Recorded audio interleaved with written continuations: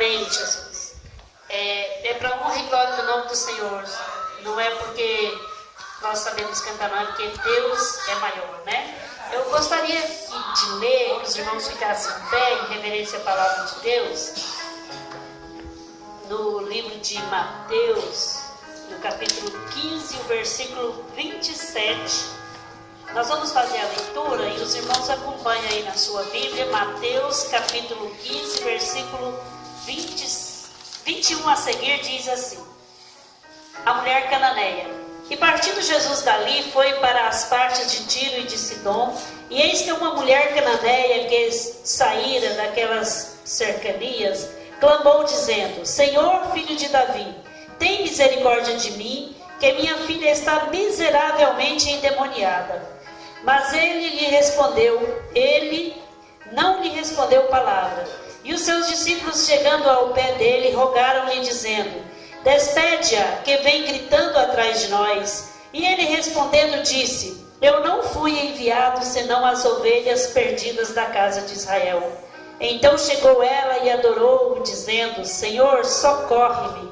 Ele, porém, respondendo disse: Não é bom pegar o pão dos filhos e deitá-los aos cachorrinhos. E ela disse: Sim, Senhor, mas também os cachorrinhos comem das migalhas que caem da mesa dos seus senhores.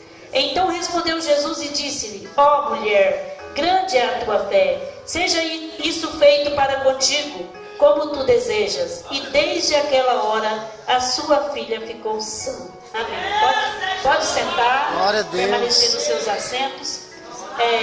Vou falar um pouquinho sobre esse texto, que é um texto muito bonito da Bíblia, um deles, né? Toda a Bíblia divinamente inspirada, é boa para nos trazer tudo aquilo que a gente precisa, um alimento do dia a dia. E tem alguns textos como esse que nos fortalece mais ainda, não é verdade? Eu estava aqui ouvindo a mãe da Lucileide falar sobre a preciosidade de uma alma. E eu fiquei pensando naquele hino antigo, que quando eu me converti, logo depois que eu me converti, cantava-se um hino que dizia o valor de uma alma. Uma hora alguém podia até ensaiar ele para cantar, né? Pode até ser eu, mas a Lucileide, já que agora estamos cantando.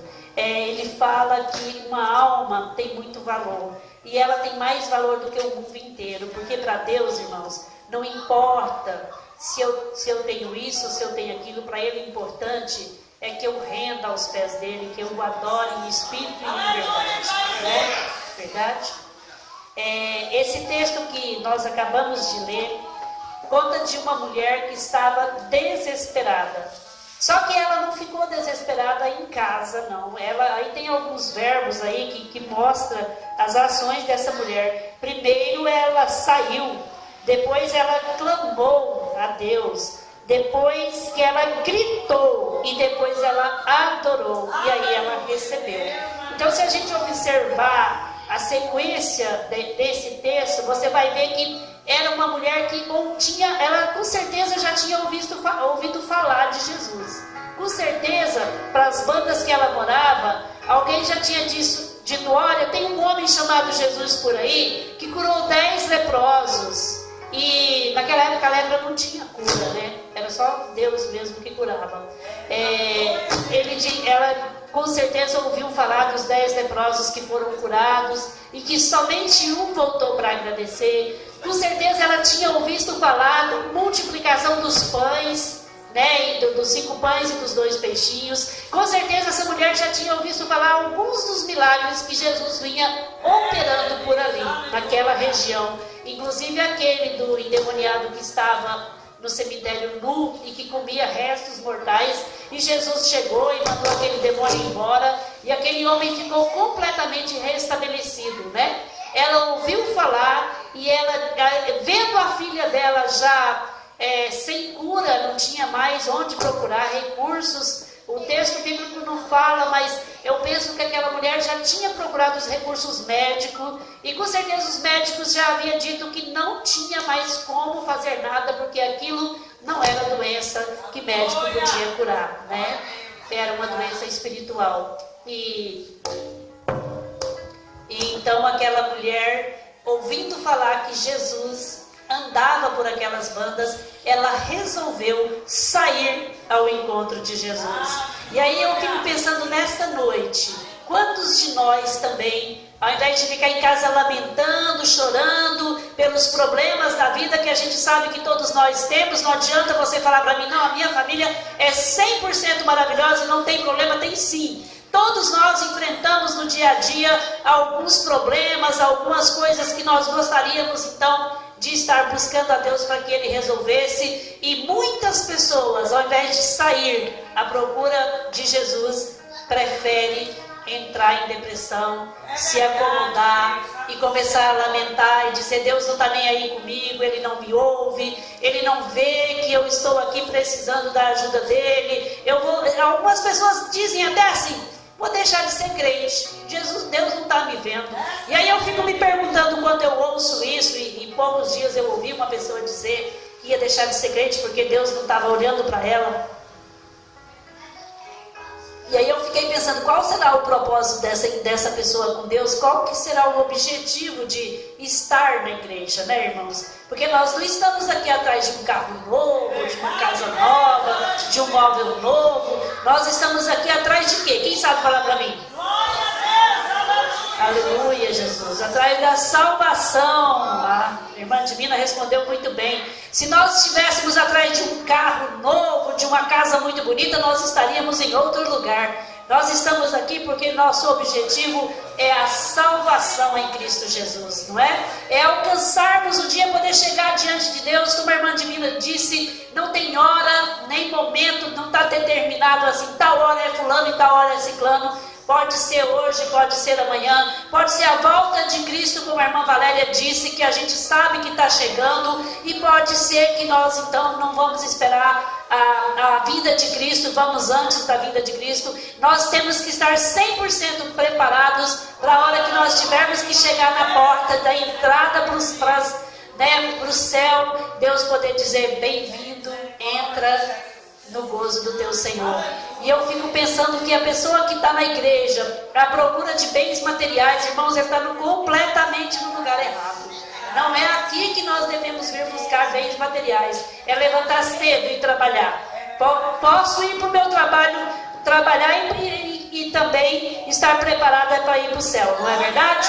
Mas aqui na igreja nós estamos buscando a salvação em Cristo Jesus. Amém? O pastor achou legal eu falar que a gente tem que levantar cedo e trabalhar. E tem mesmo, né, irmão? Se não trabalhar, não vai adiantar nada. Mas essa mulher, irmãos, ela percebeu que ela podia fazer alguma coisa para que a filha dela fosse liberta daquele demônio que estava incomodando tanto. E ela não ficou parada.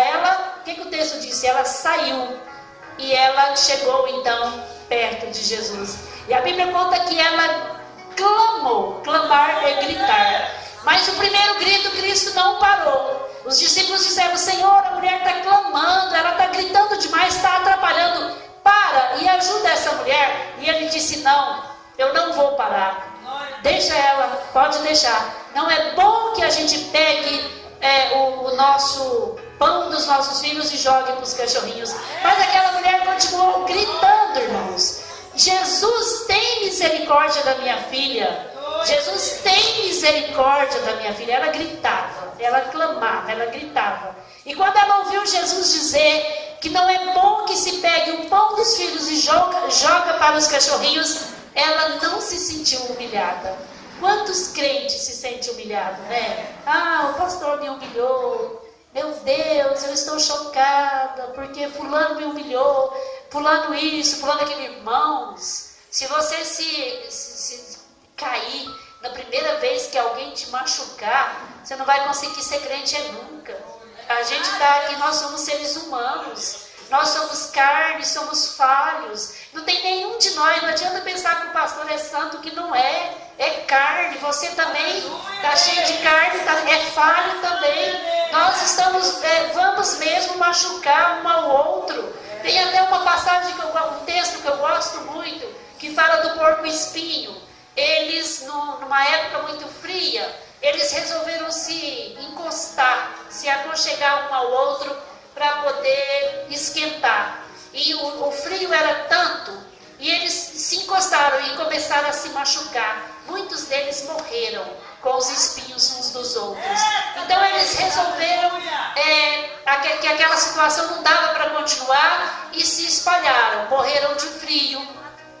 E aí eles então decidiram, nós vamos ficar perto, só que um espinho não vai encostar no outro. Um perto que dá para se esquentar um pouco, mas que o espinho não machuque o outro. E assim eles sobreviveram àquele gelo, àquela tempestade que estava naquela região. E eles não encostavam um no outro, que é para não machucar. Assim é o ser humano. Se a gente ficar perto demais, se preocupar demais com a vida do outro, vai acabar se machucando.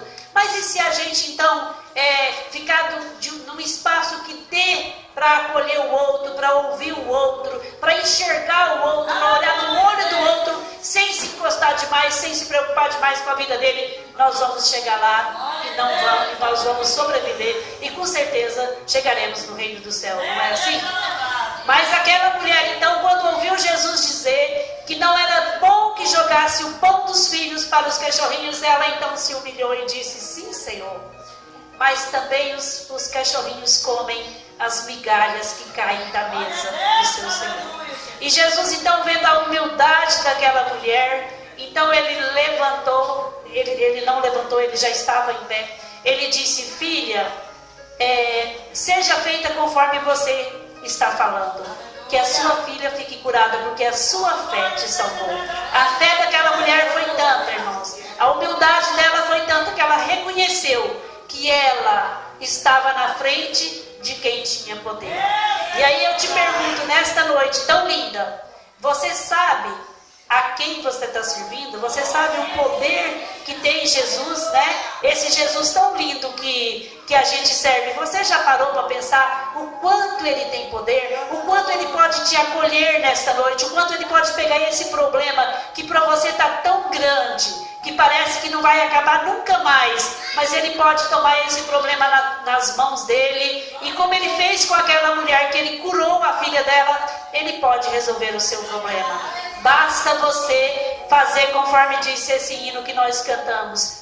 Toca em Jesus, permita se humilhar e tocar em Jesus e pedir perdão pelo erro que você cometeu, né? Peça perdão para Ele, toca nele sem medo, que eu tenho certeza que Ele vai te acolher e Ele vai te abençoar, te guardar e te proteger. Eu queria fazer uma pergunta. Se você se considera humilde, eu não quero que você responda para mim não. Pensa com você aí, você te considera humilde? Pensa com você, será se você é humilde a ponto que se Jesus então falasse para você hoje, eu não vou resolver esse teu problema, você dizer, então eu também não vou mais na igreja do pastor Mauro, vou procurar outra igreja. Será se você é humilde? Será se nós somos humildes a ponto de dizer, eu vou continuar aqui, mesmo que Jesus disse para mim que não vai resolver esse meu problema, eu vou continuar firme aqui. Será se somos humildes, irmãos? A gente tem que parar para pensar sobre isso. Porque a irmã Valéria falou de uma revelação que Cristo está chegando para buscar a tua igreja. E Ele está mesmo. E eu vou contar para você que Ele está chegando mesmo. Porque há 30 anos, quando eu me converti, que é o que o pastor dizia, vai chegar um momento que vai chegar a marca da besta e todos terão que aceitar, porque senão não vai comprar e não vai vender. Eu pensava, mas é muito fácil, chegou, a gente não aceita de jeito nenhum. Irmãos, só porque ela não vai chegar assim da noite para o dia. Eles estão fazendo a gente acostumar. Eu não sei se vocês já perceberam isso. Se você não vai fazer compra no supermercado e ele pede o seu CPF, e você diz, não coloca meu CPF aí na compra, o governo vai te bloqueando para você nem abrir conta em outras lojas. Eu não sei se vocês já perceberam isso. Eu fui abrir um cadastro outro dia no Fujioka, negaram o cadastro e eu fui saber o motivo. Pedi meu genro para olhar para mim no Serasa, porque eu não lembrava que eu tinha ficado devendo nada.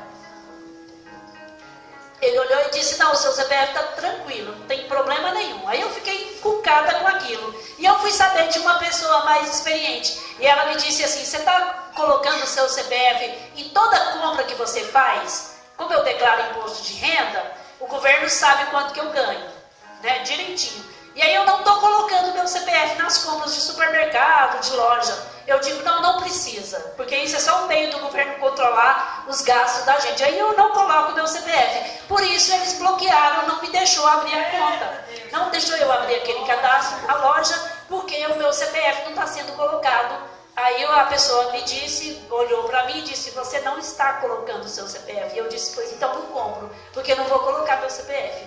Então assim, não está sendo movimentado o meu CPF. E aí não deixa eu abrir conta. Mas isso não tem problema não, né? Outra coisa que eu estou observando na escola, quando digita o nome da mãe, que chega o aluno para matricular e coloca o nome da mãe, sai todo o dado de toda a família. Quantos filhos tem, onde mora, quanto ganha, sai toda a situação da vida da família lá.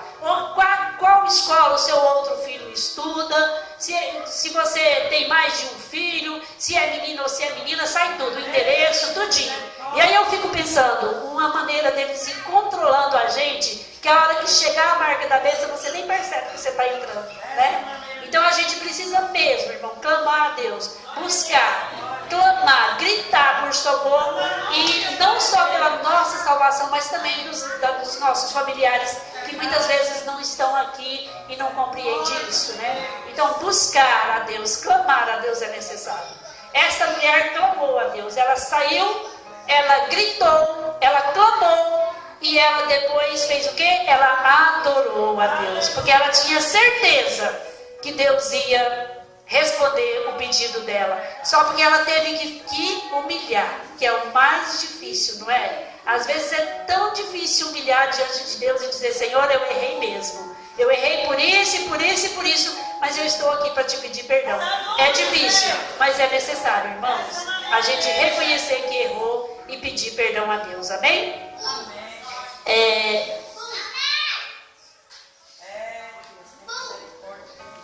Uma outra pergunta que eu quero fazer, eu até escrevi aqui, você seria capaz de sair quilômetros e quilômetros em busca de algo que pudesse salvar alguém da sua família?